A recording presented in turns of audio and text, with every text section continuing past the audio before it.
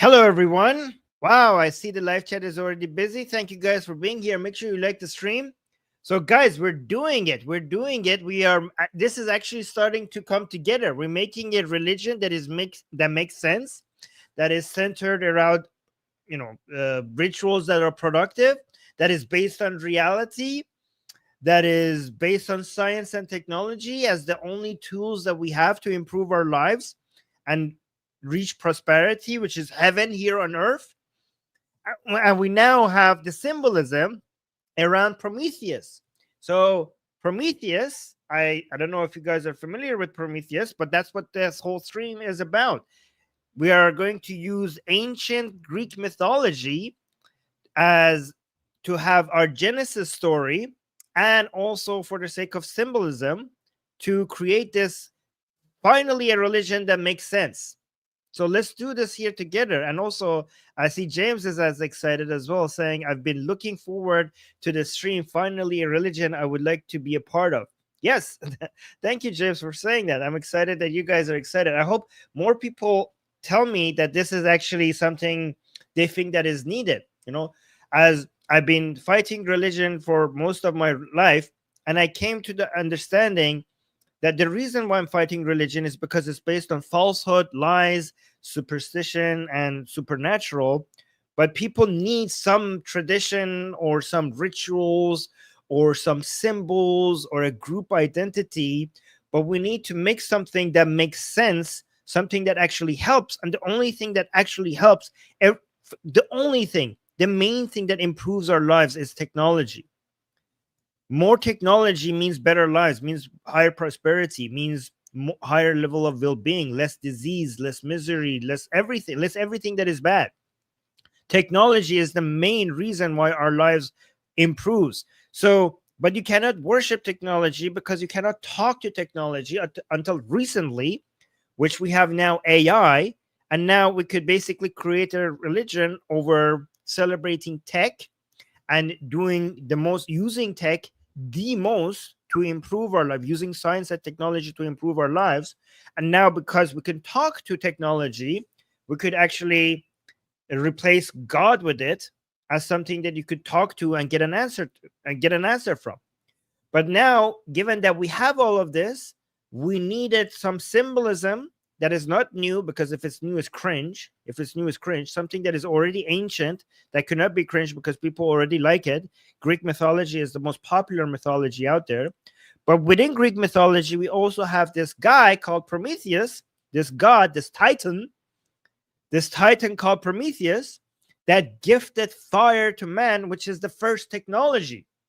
So it makes sense for us to make some of our streams getting more familiar with Prometheus and his story, and how is that relevant. Basically, our religion would be Prometheism. Prometheism, is that how we would call it? Yes, it will be Prometheism, right? That would be the religion, and fire and Prometheus himself and his story will be our Genesis story, because that would be fire itself is the genesis of technology. So fire is the earliest form of technology, and AI is the latest form of technology. But the whole point is to celebrate technology as the main tool for improving our lives and creating a heaven, not in an afterlife, but in this life. So let's actually go through his story. How many of you are actually familiar with Prometheus? Yes, Prometheus. Yes, yeah. James saying, yeah, I knew you'd call it Prometheus. Yeah, it would be Prometheism, wouldn't it? Like, is that how you would? Prometheism would be the religion. Yeah, I think so. But Prometheus is who's Prometheus? For people who are not familiar with him, Prometheus is a figure from ancient Greek mythology. Do you guys know? I did not know this. Do you not know what his name means? I mean, it's perfect. It's perfect. His name is forethought. Forethought.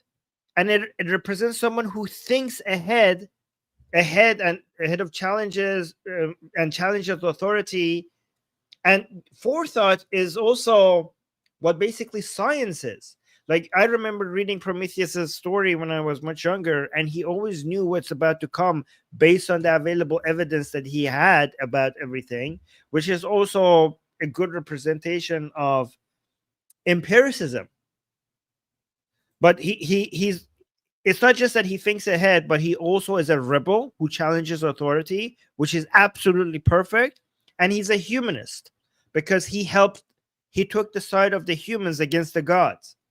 So basically, everything that we want, rebelling against, rebelling against not just authority, rebelling against, corrupt authority or oppressive authority, somebody who uses evidence to basically be able to see ahead, thinks about his actions and knows what's about to come because of the available evidence. And also he's a humanist because he took the side of the humans. But let's look at his story. I'm going to also try to pay attention to the chat. Yes, Prometheism. Yes, that's exactly. Prometheism. And again, do you guys understand how many symbols that we could create, how many rituals and symbols we could create around that, around fire, again, around Prometheus's main story? Again, we're going to talk about his main story. Let me just, I'm getting too excited. Okay, so he was a titan. I don't know if people are familiar with the Greek mythology, because we had the Titans and then we had the gods of Olympus after. So the Titans were the generation of gods before the gods of Olympus. The gods of Olympus are kind of like Zeus and Athena and Apollo, and Hercules was part of that family. But God of Olympus were the generation of gods that came before the gods that were before them, the Titans. The gods of Olympus fought the Titans and they won. And that's why they became the main gods right now. But Prometheus is one of the Titans. And I think he betrayed the Titans because he thought that the Titans were going evil. And he took the side of the gods of Olympus in a war. And that's why Zeus, alongside his brothers and sisters, won in the war, right? And I think before the Titans, we had the primordial gods, right? So I think it's 3 generations of gods. The primordial gods are kind of basically the same as nature. It's like earth and sky and nature itself. I think Gaia was part of that. I'm not sure. But then we had the Titans, and then after that we had the gods of Olympus. So Prometheus is from the gods one generation before the gods of Olympus, but he betrayed his family. He betrayed the Titans because he saw them as being evil, and he took the side of the Zeus, and then he created mankind. The story that I remember reading, Zeus and Prometheus created mankind together, but again, it seems like some of the records suggest that it was Prometheus that created mankind from clay, just like Adam and Eve, basically. Which these stories are older than Adam and Eve, but Prometheus also created mankind from clay, from dust, and then it was Athena that blew the spirit into man, instead of Yahweh. So you can see a lot of biblical stories were copied from more ancient stories, because this was basically, we had Athena and Prometheus basically creating mankind from clay. And if you read the Genesis, you could see it was also God, Yahweh, after making man from clay, that he blew into man's nostril and filled him with his spirit, with his soul. But in here it was Prometheus and Athena did this. And again, this is older, so it's interesting that it's very similar.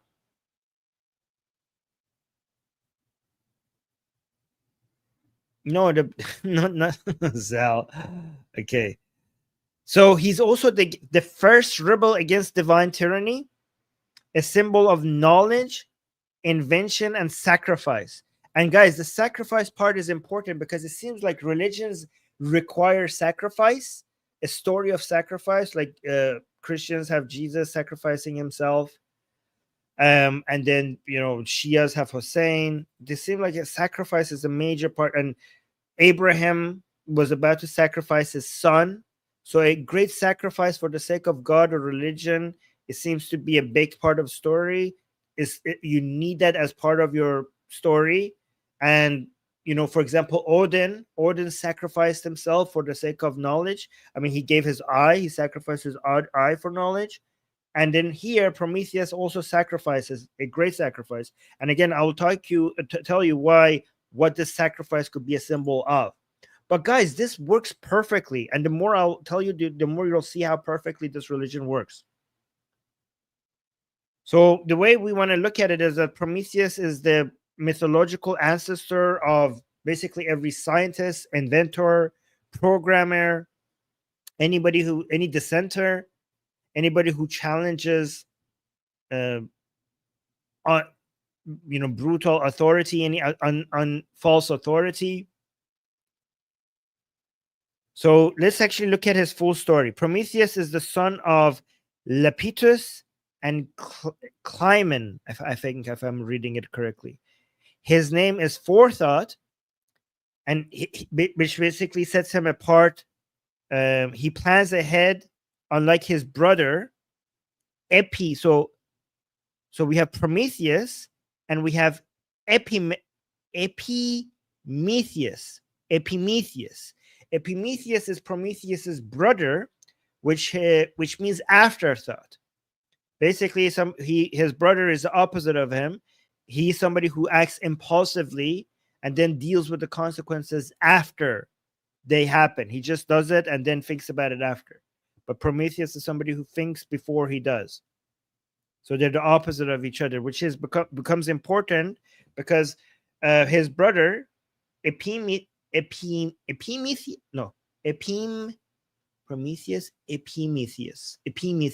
Okay, I think that's how you pronounce it. He's related to the Pandora's box. Yeah. Most of saying, Armin, you can't replace the Zoroastrian god. Well, actually, Zoroastrianism, because they consider fire to be holy as well, we could actually see what we can copy from Zoroastrianism as maybe some rituals or practices as well. We could get some ideas as well, because the idea, and we could also look at Agni from Hinduism, but the idea is to celebrate fire as the first technology.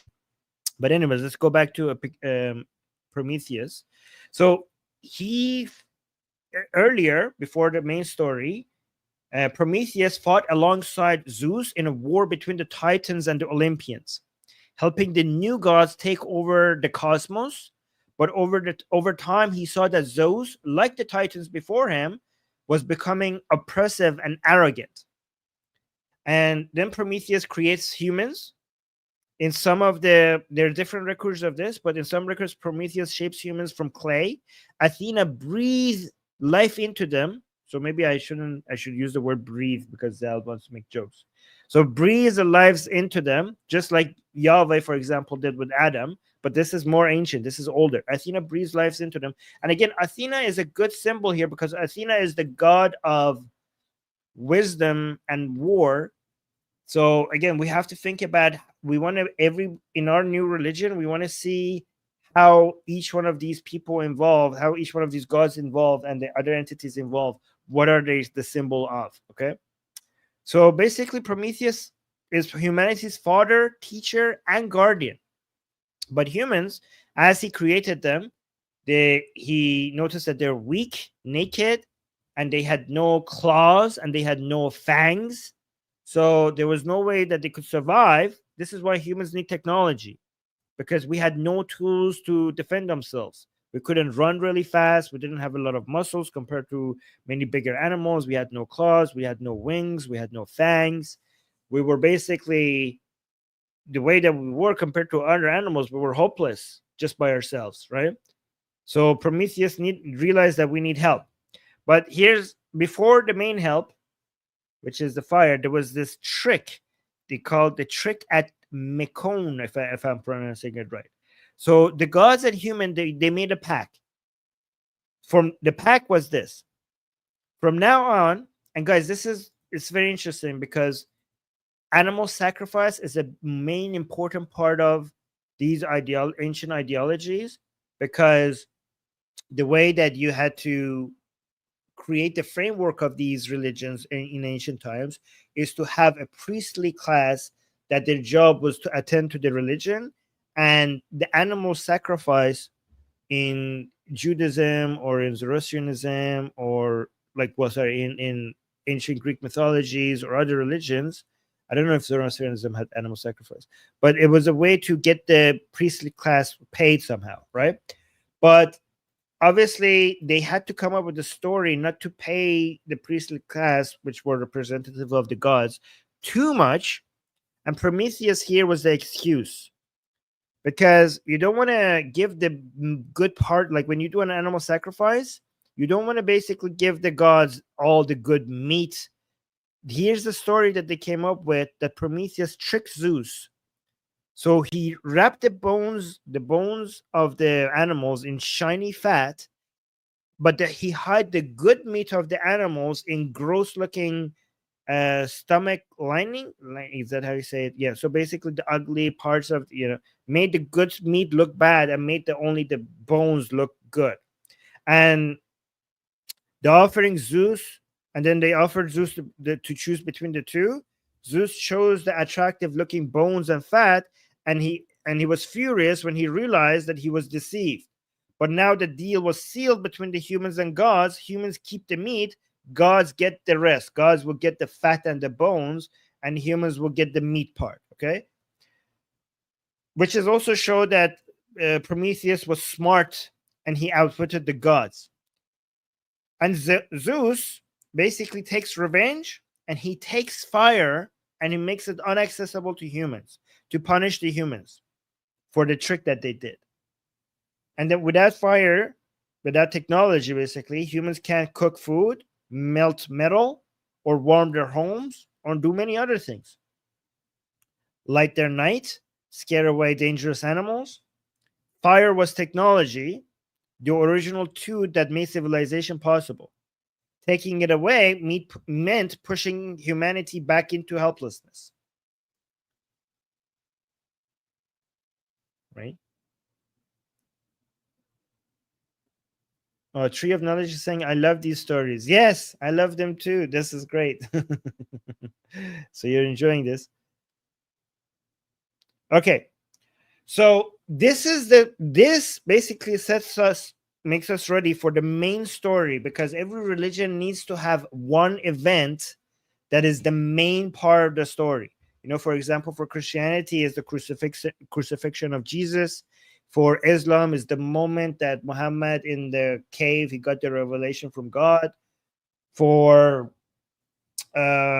Judaism, I think the Abraham story might be the main story to focus on, right? No. For Judaism, the main story is the splitting of the sea and the Jews basically leaving Egypt, running away from, coming to the promised land, away from the Pharaoh.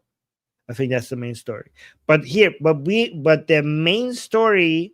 So we have a Genesis story, but then we also have a key point of our story that makes everything make sense. Like connects your goals and your ideology and your methodology and your customs and your rituals make sense. The story has to make all of that make sense. And this is where we are right now, right? So humans don't have fire.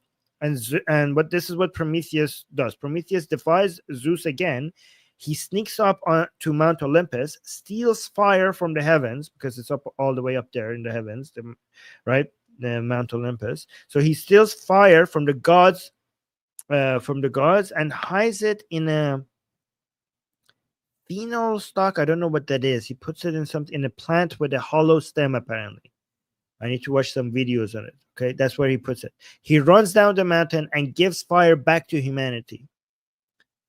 So this is the core act of Prometheus's rebellion, basically gifting technology back to humans. He steals power from oppressive rulers, and he gives it to the people, which also is, because we're trying to create, Prometheus is becoming a role model for us. Like we need to, in Prometheus, we need to find characteristics that we're trying to emulate. Okay, so him having foresight, thinking before he acts, him caring about humanity, him fighting for freedom, fighting against unjust authority, oppressive authority, all of these will be in this religion, will be things that the members of this religion would want to emulate. So the fire itself is a tool for freedom. And again, this ideology sees science and technology as a way to liberate humanity from bonds. And we have natural bonds, and then we also have man-made bonds, right?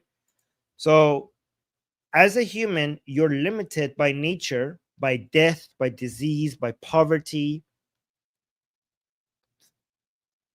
by your own mental capacity, by everything naturally. And with science and technology, we break those chains. And again, breaking of chains is a theme that keeps coming up in this religion.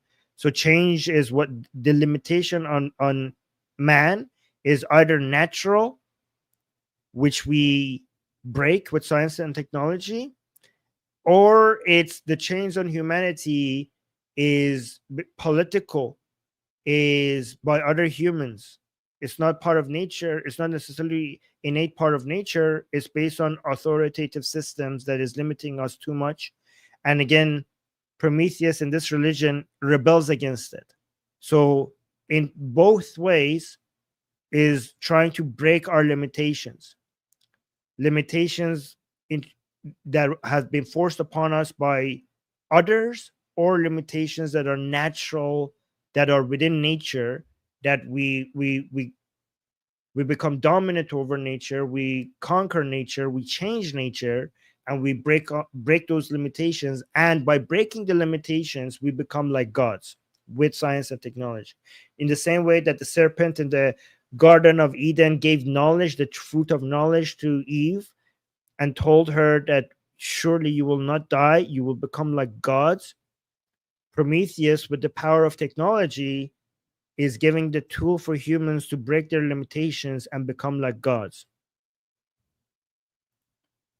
And again, this becoming like gods and still having your humanity, that's something that we're going to get back to, okay?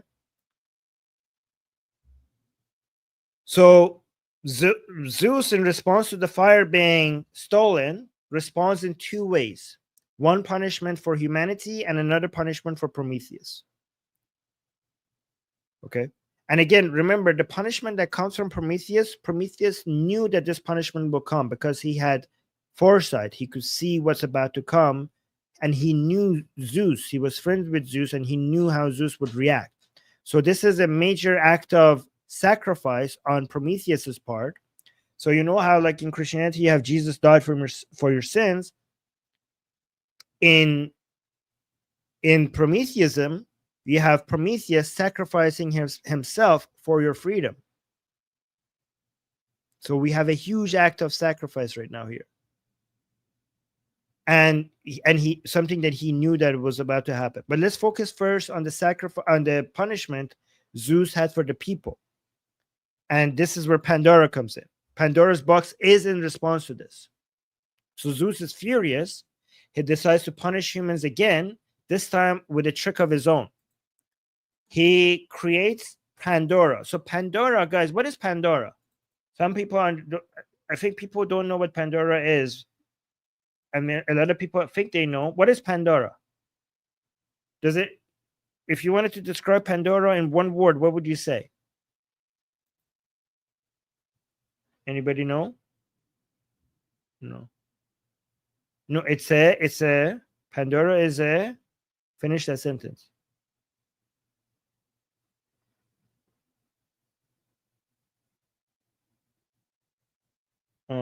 Oh, there you guys know. Okay, I thought you're gonna say it's a box. Pandora is not a box. Pandora is a woman. Pandora is a woman. She had the box. Pandora itself is not the box. So Zeus created a Pandora, which apparently is the first woman. Interesting. And sends her to who? So this is a little bit, this is giving me Eve vibes, because in the same way that the serpent got Eve to give Adam the apple. In this story, we're seeing Pandora, which is the first woman, taking a box to Prometheus. I don't know. Prometheus, Epimeus. I don't know if I'm pronouncing Prometheus's brother's name properly, but Pandora takes this box and goes to Prometheus's brother. Basically his foolish brother. Pandora is carrying well, it's not actually a box, it's a jar. It's a sealed jar. Later stories turned it into a box. But anyways, it's a sealed jar. And then he opens it, just like Adam was convinced by Eve. Prometheus's brother is also convinced by Pandora to open it. And then what comes out of it? Disease, death, pain, war, and hardship. Jealousy, heartbreak, pain, which is very fitting what we discussed earlier regarding the framework of religion, because these are all the things that we're fighting. Remember, the way that we were trying to structure this religion is that we have a trinity that we're trying to achieve, which is health, wealth, and love. Health, wealth, and love. So basically, Pandora's box is filled with the enemies of these three. When it comes to health, Pandora's jar, apparently, or box, is filled with death and disease. When it comes to wealth, Pandora's box had poverty in it.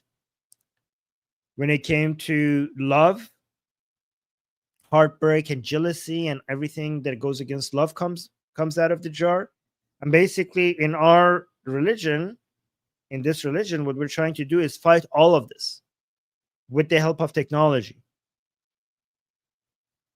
Yes, Amika, there's also hope, but the hope remained in the jar. It didn't come out. Yes, Amika, you know this, your North story. Amika is saying there was also hope hiding in the bottom of the box. Yes, and it never came out. Yeah, I don't know how to pronounce the Prometheus's brother's name. I will learn that. So only hope remains trapped inside the jar.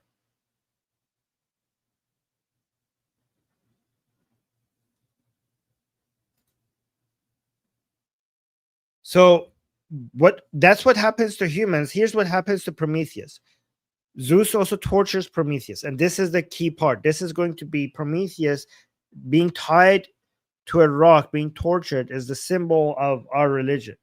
Or also, him stealing the fire is one symbol, and him being tied to a rock and being tortured is another symbol. Basically, if you look at, for example, Christianity, the nativity scene, Jesus as a baby, next to the donkey or cow or whatever, that's one symbol of Christianity. And then Jesus on the cross is another symbol of Christianity. So basically, we have the birth and the death and the torch and the sacrifice. And we have that. So our birth is the birth of fire, birth of technology, which is Prometheus stealing the fire. That would be one symbol. And then for the crucifixion, we have Prometheus being tied to a rock. Let me actually tell you what happened. So as a punishment, Zeus chains Prometheus to a rock in the Caucasus Mountains. And every day, an eagle flies down and eats his liver. Every night, his liver grows back because he's immortal.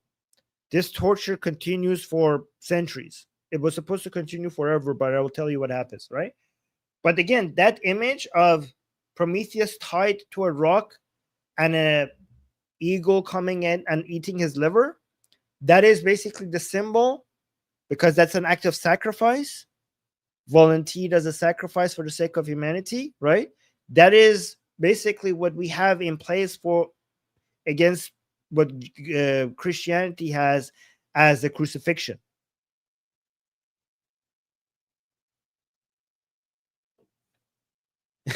Amika is saying free Prometheus.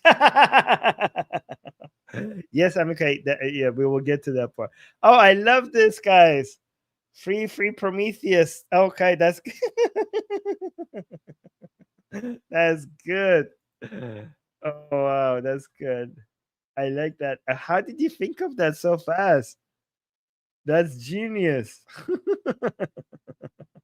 That's good.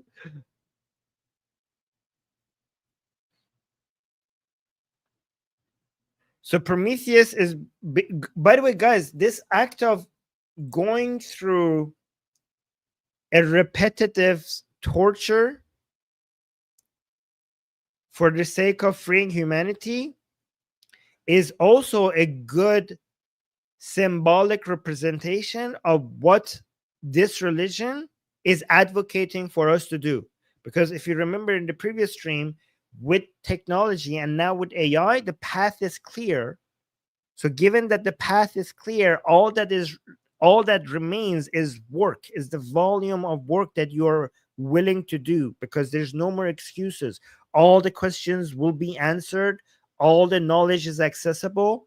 Anything you need to know at regarding what you need to do will be told to you in the most clear possible way. So the only difference maker is who is going to put in the most amount of work, the volume of work, the things that you need to do day after day after day after day more than other people is going to be the difference between those who succeed and those who don't. You have the technology and you have the knowledge. So all you have to do is now just work, work, work. And that is an act of repetitive sacrifice that you have to go through every day for the sake of the eventual freedom. You have to chain yourself to your work, for example behind your computer or something like that, right? Or whatever work, yeah, you have to do, and do the same most important step that you need to take for your progress every single day, as if an eagle is coming in and eating your liver, and basically accepting that pain for eventually one day something, and then we will go to that as well, coming in and breaking those chains.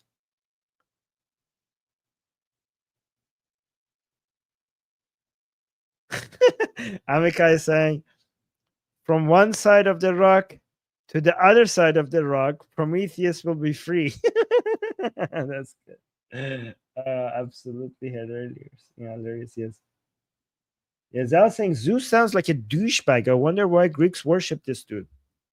Oh, because Zal, I can tell you why. Because back in the day, back before, it was Plato's idea of a perfect being that eventually got mixed with Christianity that made God having to be all loving.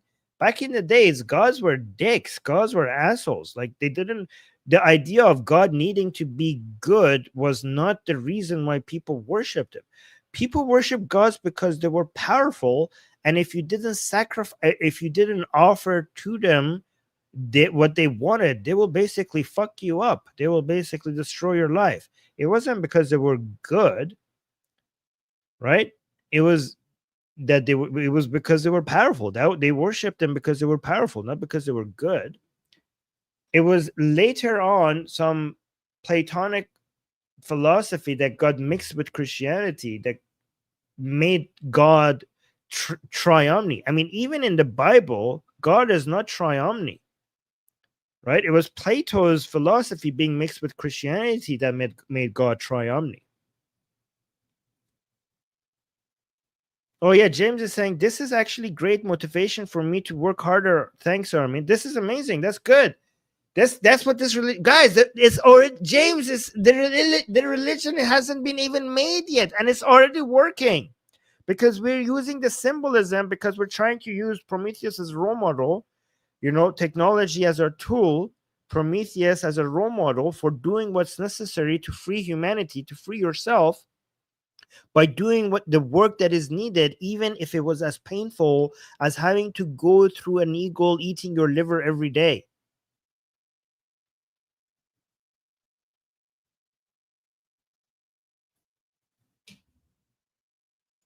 It's working, guys.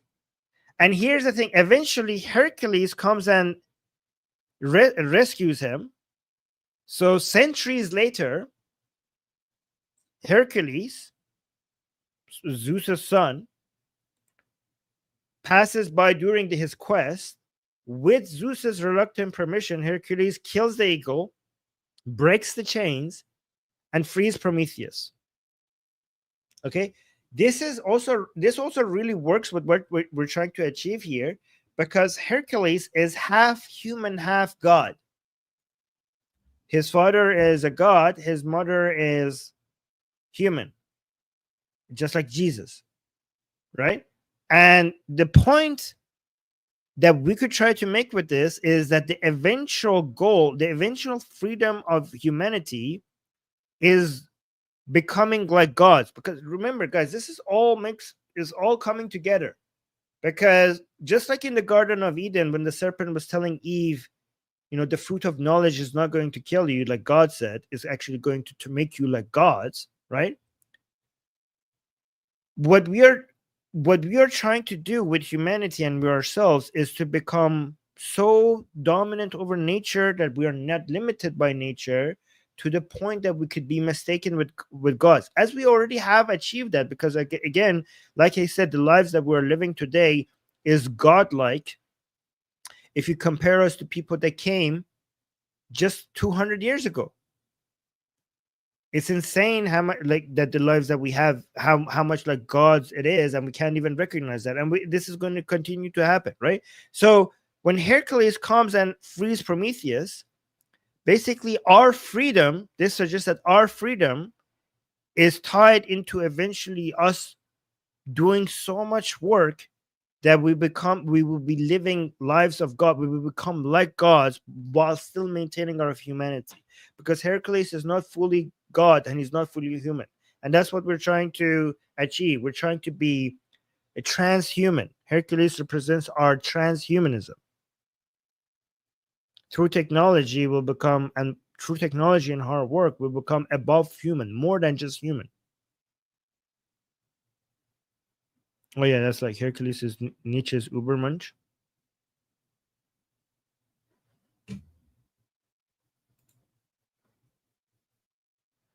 So look at all the things that we have for symbols. Okay, we have fire, which is knowledge, creativity, technology, power to change the world, power to become dominant over nature, shape nature.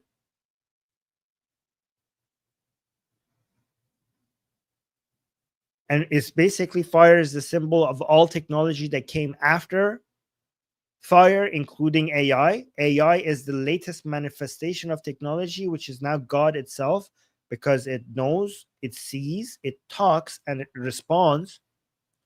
So the greatest manifestation of fire eventually becomes the God that we worship in this religion, which is representation of technology itself.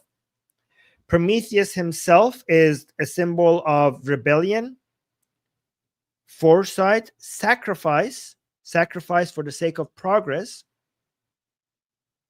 a spiritual role model, a humanist, somebody who risked everything for the goal. Again, what we're trying to teach in this religion is set your goal and then move mountains to get to it. Anything that it takes to get to it. And Prometheus basically portrays that beautifully. Zeus is a symbol of unjust authority, of oppression, of centralized power, because again, in this religion, we believe in freedom and decentralized power, decentralization of power. That's why we believe in liberalism, capitalism, separation of power in the government, separation of church and state, because centralization of power brings oppression, brings unjust authority. As Zeus represents that. Zeus also represents the traditional religions.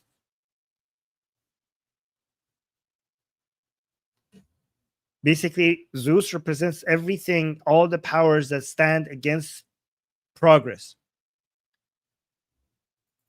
The eagle itself represents the pain that you have to go through for the sake of progress, the work that you have to put in. Um, I want to think more about Athena, because Athena is the person who breathes into the clay for humans to. I mean, she is the god of wisdom, but I think I want to think more about how I want to fit Athena into all of this. She's the god of wisdom and war. Hercules, I think it's perfect to make Hercules the symbol of the point of technology making us eventually more than human, for us to get to the point where sacrifice and work doesn't even mean anything, because we are so much like gods that we have broken all our chains and no suffering is required anymore for us to achieve our goals. But I mean, even I don't know if I want to do that, because I think even if we become more than human and become transhuman and we become closer to gods, we always have to go through through challenges, because Hercules was also in the middle of his quest. He was in the middle of a hero's journey. So that suggests that, okay, if you are breaking the chains, that means that you don't have to go through an ego eating your liver anymore, but life will still always have challenges, even if you are a demigod, because Hercules was on the path of a hero's journey himself.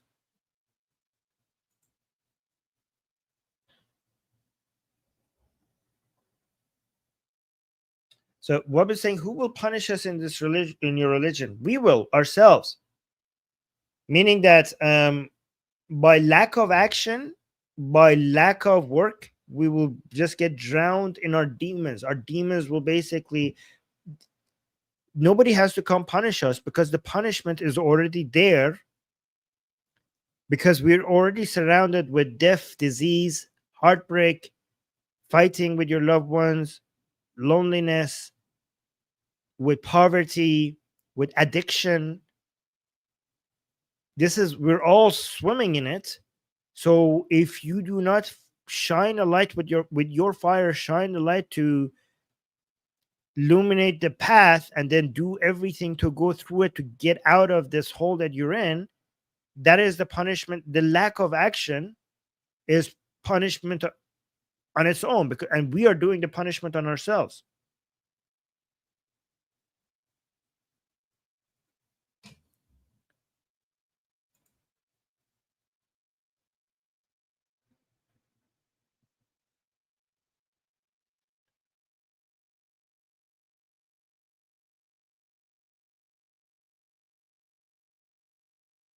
Yeah.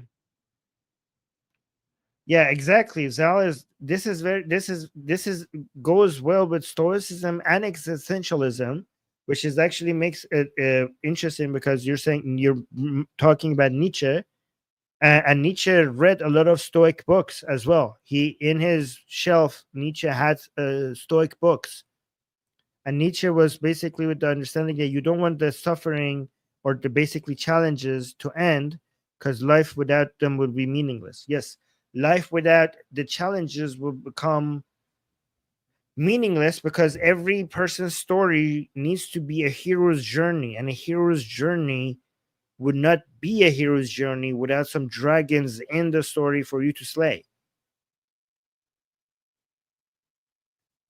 But the point is that you need to slay those dragons, you need to kill those demons, and it will be challenging, it will be difficult, but it's required. And if you don't, the dragons will eat you, the dragons will swallow you whole. But it is going to be hard. The point is, they should be hard, because their difficulty will define you as a hero in your story.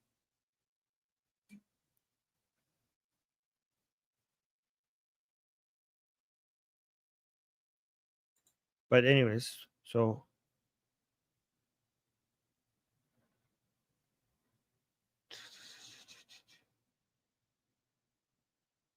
yeah, I think we have everything perfect. Everything is completely perfect here. We have everything set. We now need more of a. We need some design around this. We need a proper name. I need to think more about the symbolism. But it's all coming together, guys. I think we all have everything ready. There's nothing missing when it comes to everything a religion has. We just eventually, I think we need I know that we said that for community we could use Discord servers, but you know, maybe we could have virtual at some point virtual fire temples, because fire temples, because we're making the fire as the main symbol of technology, as the god that we worship, science and technology. And I think fire is the best symbol for that. And I think a fire temple would make the most sense to celebrate that. Yeah, futurism. Yeah. Prometheism is actually a good name. You like that name? Okay, yeah.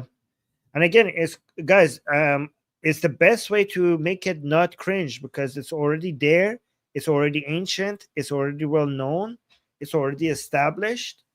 So we're not making something new. We're basically just repurposing the symbols and the names already have to match something that is already happening and something that already works, to basically replace ancient religions that make no sense with somebody that has all the symbolism and all the characteristics of a religion in a way that fills that hole, scratches that itch that people need as a religion, while working and also not making any false claims at the same time.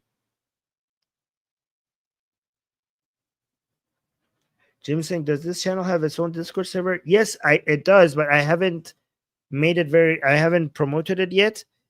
I'm trying to grow the channel a little bit before I start promoting it. I do have an Armin Navabi Discord.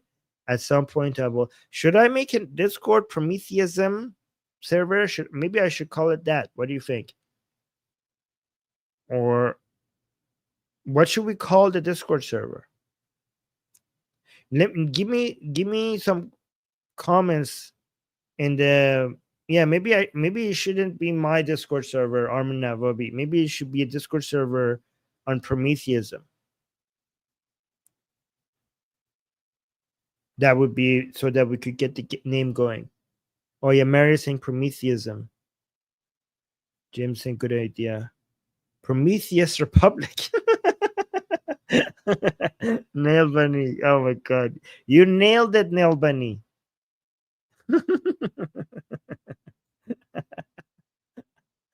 Okay. All right, guys.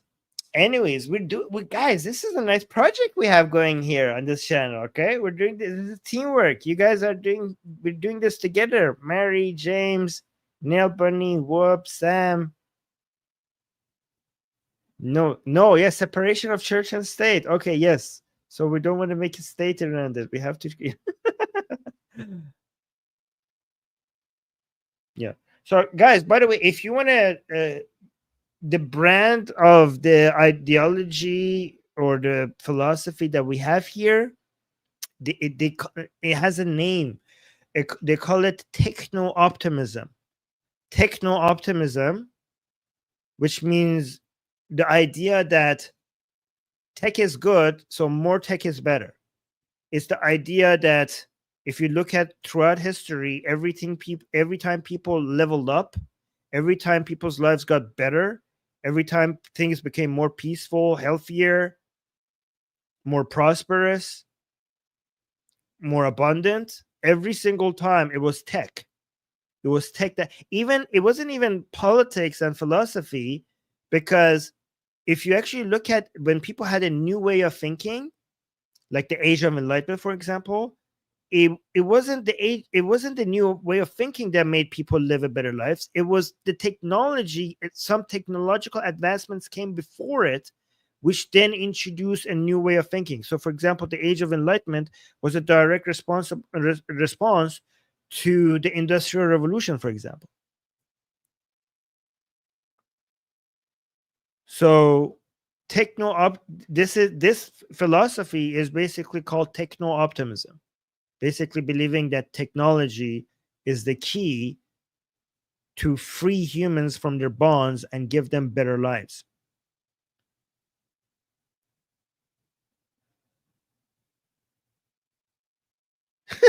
Wob is saying techno optimism is a good name. If you don't like Wobism, that is. Okay.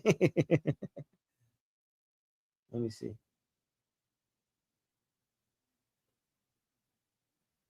No, the tree of knowledge is. I'm gonna steal some of your ideas. Mary saying Prometheus Republic, the age of techno optimism.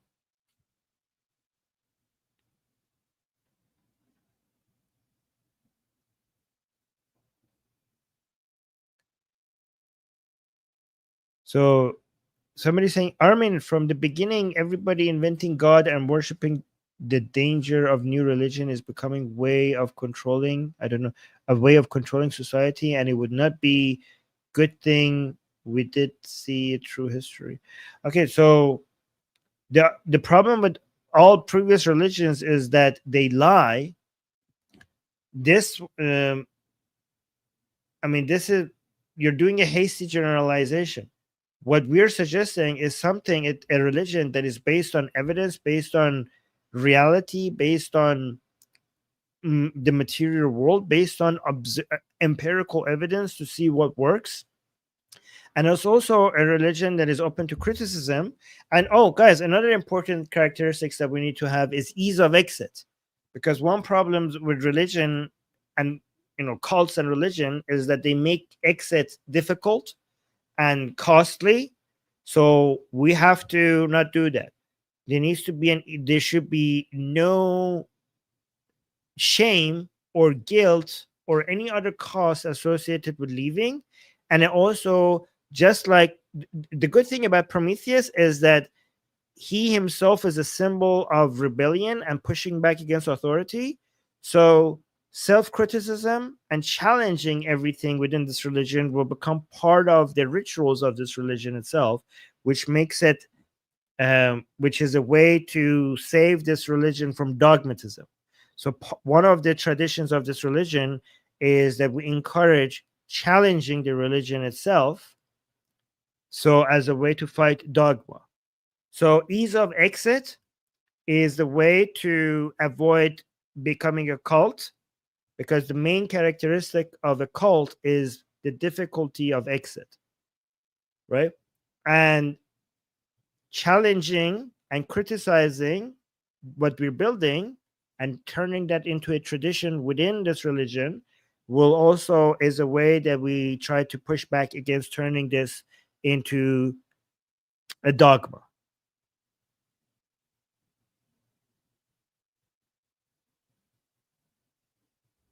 So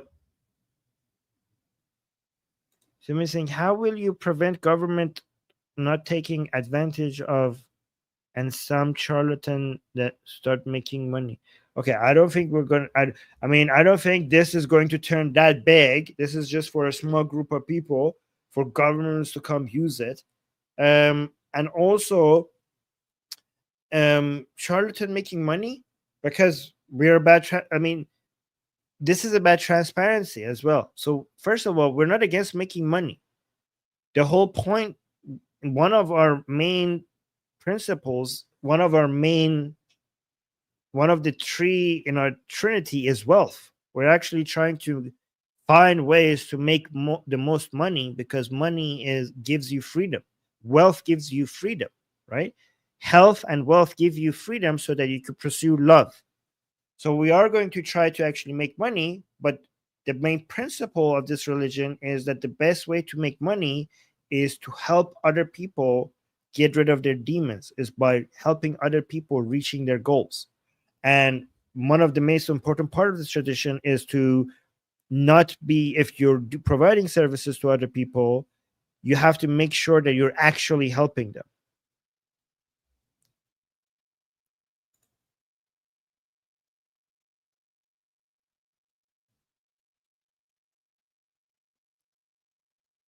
Yes, Mary, exactly.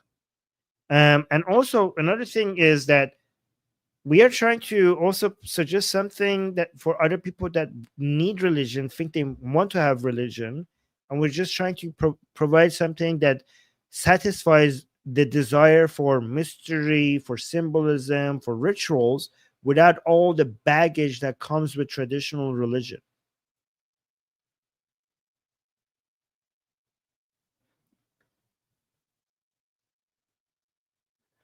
Okay, I think I'm going to leave it here. This was fun, guys. Again, this is the genesis of a new religion. We're doing it. We're making it happen. This is you and me here. We're making history. This is like this is a religion. We're making it together. Prometheism. Okay, so it's settled. That's the name that we're going with. Prometheism. Amika is saying, when are you going to pass us the Kool-Aid? I was promised the Kool-Aid. That's a good one. I like that.